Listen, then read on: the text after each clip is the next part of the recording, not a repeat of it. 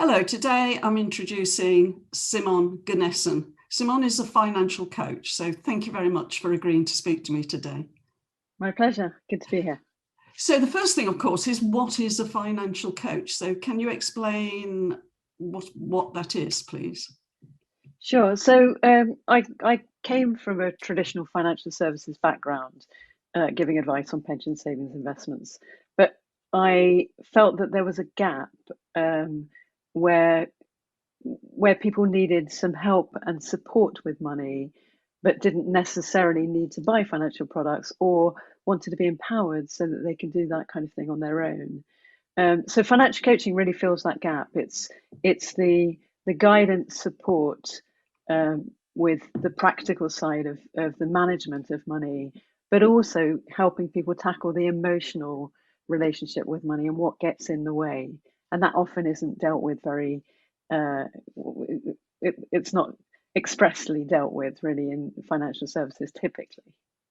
Yeah. I mean, when I go to a financial service person and talk to them, they want to know how much money I've got and all this sort of stuff. And then they want to know my attitude to investment, whether I'm risk averse and so on. Nobody talks about your emotional relationship with money. So what do you mean by that? Can you explain that? Well, what money means to us is generally hidden beneath the surface, but it drives all our decisions. It drives the way we spend, the way we save or don't save. It drives whether we feel that we're doing adequately or we have enough for the future. So it leads potentially to issues that we have in terms of perhaps feeling like we always have to work or feeling like we've never done enough or overspending or underspending, all those kind of things. So that's where people get into problems with money. Perhaps they get into debt, or perhaps there's issues in a relationship where they both deal with things very differently. One's a bit of a spender, the other's a bit of a very strong saver, and it creates a lot of conflict in the relationship. So within financial coaching, we can kind of facilitate those discussions and help people navigate their emotional relationship to money so that their behavior is aligned with what's important to them. And often there's a mismatch of that because often it's an area that we don't talk about. We don't talk about it with, as we said before, we don't talk about it with financial advisors, and we also don't necessarily talk about it with therapists because generally that the topic of money, I've worked with clients that have been in therapy for on and off for 40 years. It's never ever been looked at. They've never looked at their life through the lens of money, which is what we do, which brings up different aspects, different realizations that people didn't that hadn't perhaps related to before. And it's still a taboo subject, right? So people still don't talk about, they don't talk about their relationship to money. They don't talk about how much they earn or how much the house is worth. We go out for dinner with friends and the sharing of a bill there's a discomfort there around, do I order the expensive thing? Are we going to split the meal? You know, all those things. We're frightened to talk about it. So it's shining a light on that and giving people the potential to uncover some of the roots perhaps of what's going on for them. So when there's a mismatch between how you behave and the results that you have in your life or what your desires are, when your behaviors don't serve what you really want in your life, that's when we know that potentially there's something going with money. There's an emotional relationship that we might want to look at a bit more deeply. And it's not that we're therapists, right? So it's not. So when I'm training, I talk about coach, not couch. We're not getting into the huge detail and analysis, but the stories relating to money will unfold from that. Right. And I mean, I know people who earn a huge amount of money, but are really unhappy around money and are frightened of actually, not having it, not having enough, always wanting more. And And, I look at that and just think, this is no way to live, to be like this. Yeah. And in fact, I mean, obviously some people have so little money, it really has to be a big focus in their life. But I think there are lots of people for whom, money should not be a worry, but still is. Absolutely, yeah. I mean, we're not, clearly. There's, particularly with the pandemic, right? Lots of people have lost jobs. The businesses have gone under. People are in financial in a financial situation that isn't their fault. And but what we're talking about here, I guess, is when your attitude to money doesn't serve, or doesn't necessarily relate to the reality of the situation. Yeah. So yeah, so there are plenty of people have have enough. I've worked with many clients where you prove to them using spreadsheets or cash flow forecasts that, given any different scenario, if you had your money under the mattress losing money effectively because it's not keeping pace with inflation, you would still be okay. Or telling somebody that they've got enough, they've done enough. If they carried on working now just for play money, they don't need to save another penny for the rest of their lives, and yet they're still working very long hours, bringing in more money, trying to save. So if the question always is whether, does this serve you, and if it doesn't, then we would want to be looking at where's that coming from? Is there a belief perhaps that's underpinning that? And often these things come from our upbringing. We no one really teaches us this kind of stuff, so we learn by observation. Yeah. And we make associations, and then those form hardwired. It's like we're hardwired to believe a certain thing, and then that may show up in our behavior later on in life. But we need to ideally kind of look at, what are those messages? Do they serve me? What am I doing to reinforce those messages? Because they become kind of self-fulfilling prophecies unless we become kind of conscious of them and do something about that. Yeah, yeah. So if somebody came to you, or one of the people you've trained, how would that be? How does that play out? What happens? So, I mean, generally, this would become. It's not like we would say, "Hi, how are you? What's your money belief?" But Yes. the stories would unfold generally of what. I mean, we ask. So even in the initial questionnaire, we ask questions around: describe your relationship to money. What does money mean to you? How do you feel when you think or talk about money? And what are some of the early messages, and what are the messages that perhaps drive some of your behavior with money? So we're starting, even before we begin working with a client, we start to get them thinking about, actually, what does money mean to me? What is driving my behavior and my decisions? What are the stories that I remember? And sometimes through conversation, those stories will unfold, and it becomes clear that somebody is has a belief that doesn't serve them. Like, I can't possibly earn good money doing something I absolutely love. It doesn't feel fair. Like, you either earn good money or you do something you love. You can't have both. Or the disparate. So I work a lot with clients who have inherited wealth, let's say, and there's a huge amount of, potentially there's a huge amount of guilt that gets associated with it, because they might be living with friends that don't have very much, and it just, that lack of fairness of, I just inherited this, versus these people are working very hard and are struggling to accumulate. Yeah. So that level of guilt, what's underpinning that? And then we might look at what they're doing to reinforce that belief, and challenge whether it's really true, and then look at actually deciding kind of how to reframe that for themselves in a positive way. So what could you be thinking? What other examples are there of this in the world?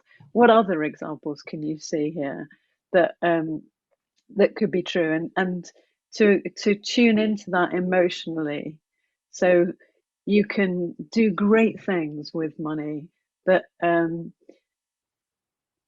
money, somebody that feels that they're bad with money, um, they've always kind of grown up believing, and they've been told, and that's been reinforced, and they're reinforcing that with their behavior, that actually I'm a money magnet, or I'm great with money, or um, I'm teaching my kids fantastic things. Or so what positive belief could you have that would absolutely turn it on its head, and then deciding, kind of thinking about all the triggers of what may have led to behaviors that didn't serve you with the old belief, and then deciding in advance, kind of, what could I do next time?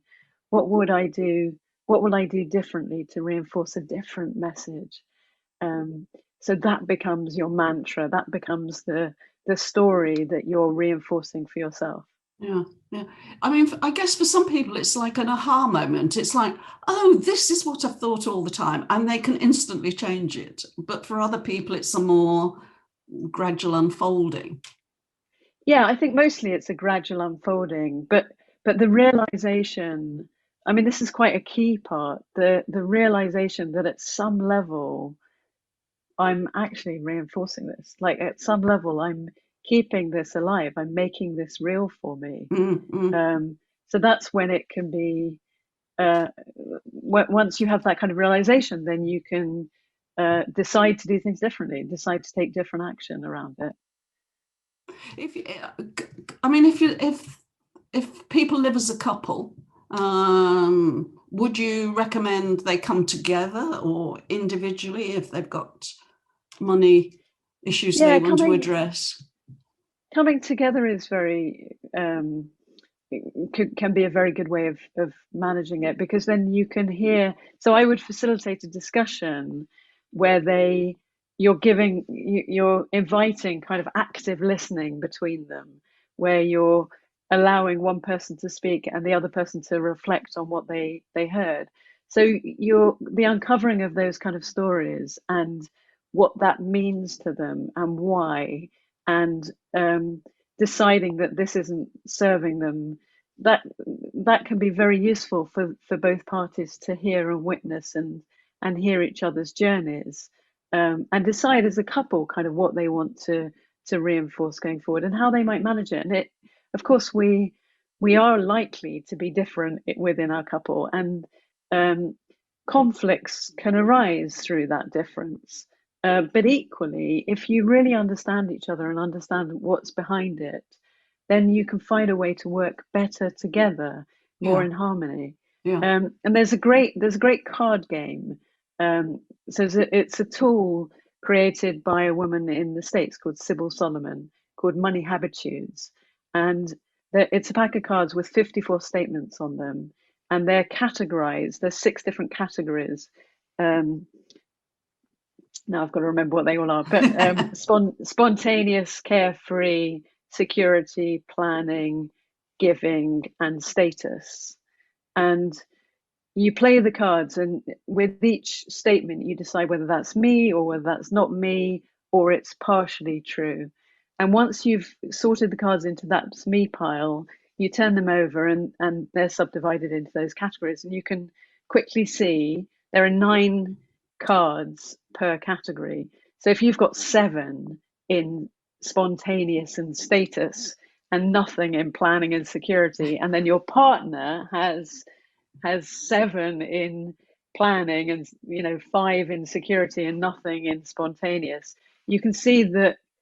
Does that make sense? So you Yeah, can see yeah. that conflict could arise there, but Absolutely, absolutely, equally, because you've got different values that you're attaching to money, yeah, haven't you? yeah. Yeah, And you can go through the cards and look at the statements that relate to those kind of behaviors you don't want, even, and then decide together if that's something you could do differently going forward, and how, deciding the kind of strategy of how you might do that, how you might tackle going away on a family holiday when one just wants to spend a fortune, and go shopping when they're there, and buy lots of expensive gifts, and the other feels really uncomfortable when all that money gets spent.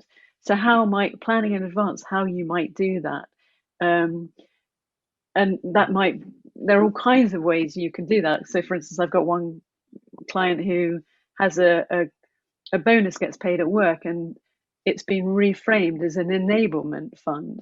So there are rules around how that fund can be used. So it can't be used for this, that, and the other, but it can be used to provide things that wouldn't have been able to happen otherwise. So they, as a family, they've created, with the kids as well, created rules around how that pot of money can get utilized. So that with the cards, you can decide, you can see each other's perspectives and you can see how the conflict arises, but you can also see how you can work together, like one being high on spontaneous and the other high on planning. The planner could plan for spontaneity in a way, and yes. One's putting away the money and one's enjoying it a little bit. So you can find ways to be more harmonious together. But if you don't talk about it, and if it's hidden, most of this stuff is hidden beneath the surface.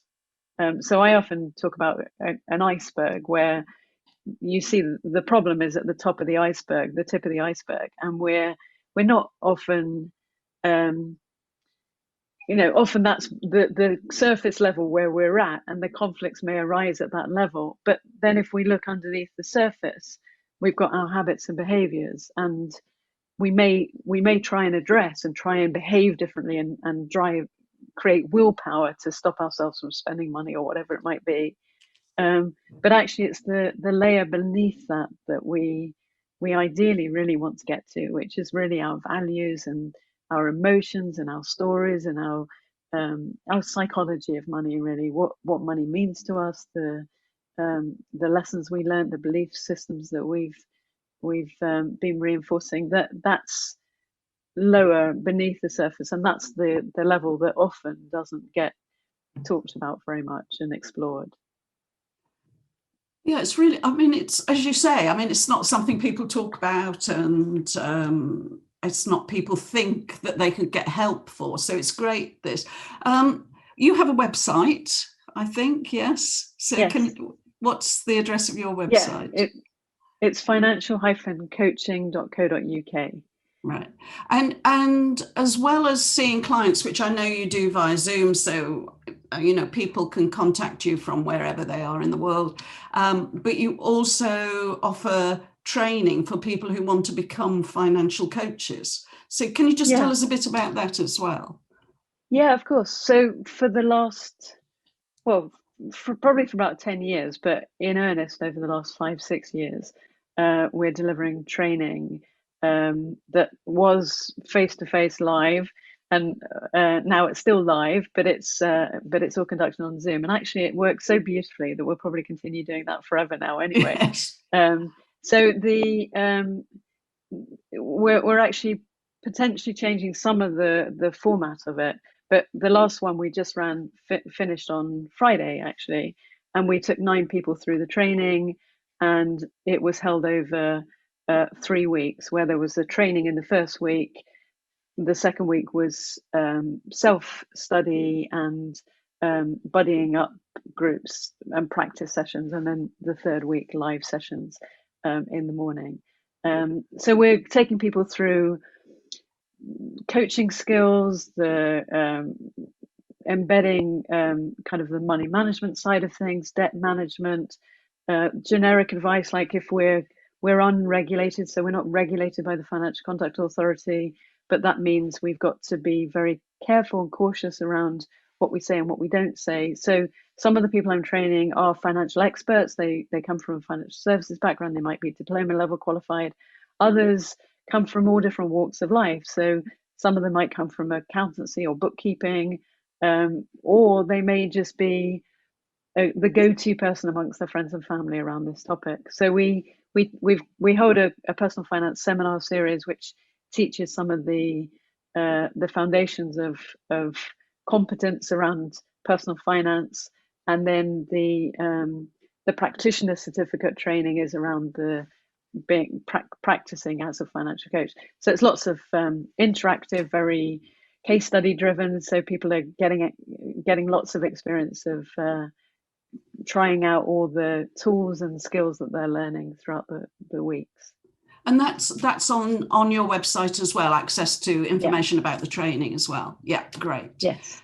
Okay, well, thank you very much indeed. I've loved talking to you. It's money is such a fascinating subject, and when you add in the emotional dimensions to it, it becomes even more fascinating. So absolutely, thank you very much indeed.